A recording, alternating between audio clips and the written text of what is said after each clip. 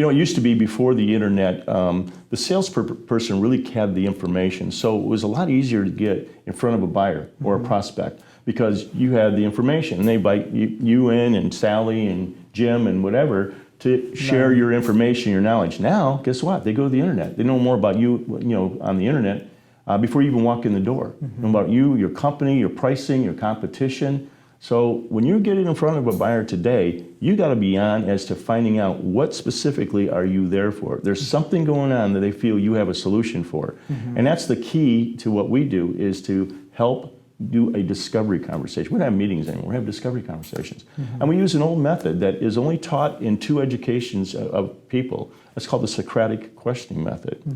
And there's only 2 professions that are trained in that educationally. That's healthcare givers, mainly doctors, and attorneys. And so, those 2 professions are skilled at this. If you ever watch them, a good doctor is asking you great questions because they got to diagnose. They got to figure out what's going on with you. Same thing with an attorney, only in a little bit different way that they're doing it. They're trying to get something out maybe that they could use to their advantage, if it's a deposition. I've heard the terminology, don't prescribe before you diagnose. Exactly, exactly. And you're absolutely right. I use the metaphor all the time, or that you're an investigator. You're there investigating and helping them. Now you got to be careful with that. You can't throw questions at them like it's an interrogation, because that's going to turn people off. But being very thoughtful about it and how you position the question.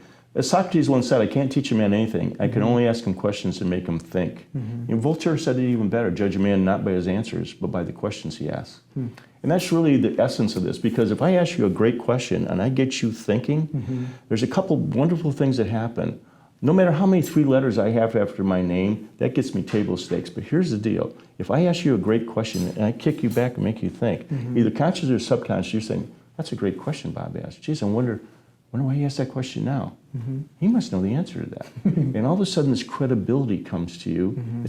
I keep saying it's magic because I don't. And that credibility now leads to trust. And that's the holy grail for anybody in business or even at home.